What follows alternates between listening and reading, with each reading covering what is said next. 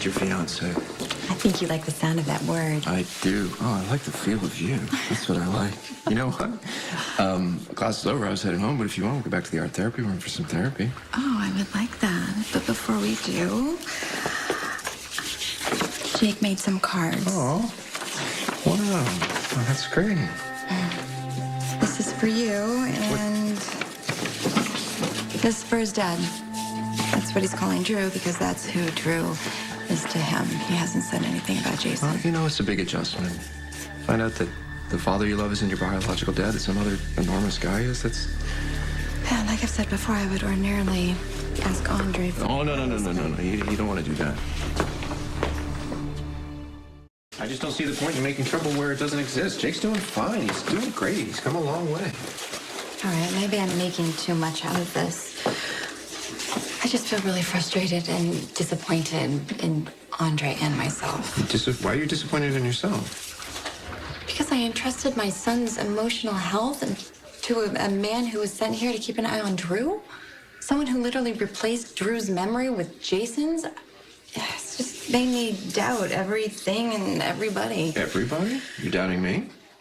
No, babe, I have complete faith in you. Okay. Well, I'm gonna do everything I can to make sure that it stays that way. I love you. I love you, my fiance. Aw.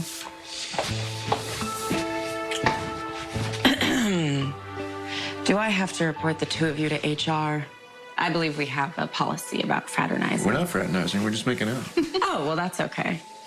Hey, beautiful ring. Oh, thank you. I think so. Congratulations, you guys. Hey, I have an errand I need to run. Are you going to be here or are you going to go There's home? some things I need to do. Okay, good. So I'll just be, I don't know, I'll just be a few and then we can go home together? Yeah, sure. I'll stay with him. I want to catch up. I'll be back soon. All right.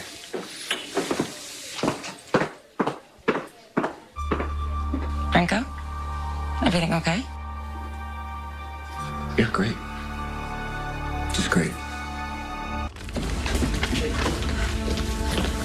Commissioner, Ms. Weber, can I help you with something?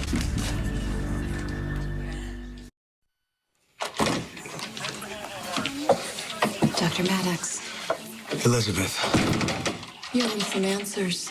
look, I'm sorry. I can't excuse what I did. I know it affected two men's I'm lives. talking about my son. Jake trusted you. He could tell you things he didn't know how to tell anyone else, and you broke his trust. I don't even know how to explain what you did to Andrew and Jason, but I have to tell him you broke the law, and you're on your way to prison. So he can't talk to you right now when he needs you the most, when he's trying to process the fact that his father, the one he loves, is not his father at all and some stranger is. You understand how confusing this must be for him. I know that Jake is struggling right now. It's a lot to process. But Jake now has the tools to do that. He's learned to trust his family and to trust himself. Jake is in a good place. I'm confident he'll find his way through this, especially with your love and guidance. Franco and I will make sure of that. Elizabeth, about Franco. What about Franco? So what's going on with Elizabeth? Nothing. Why would you ask me that? Everything's fine. Because I know you, and I know when you get all twitchy like Twitchy? this. I'm It's twitchy? Yeah, it's Really? it's because something's bothering you, and you're in serious danger of making it worse. So before you do that, why don't you just talk to me? There might have been something that was important to say to people that were important to Elizabeth, and I might not have mentioned it before I might have. You mean when you should have? I didn't trust us enough to tell her something. Maybe it's because you're still learning how to trust. I'm still learning. I'm learning to feel. I'm learning to care how other people feel. I'm really bad at it. What's the alternative?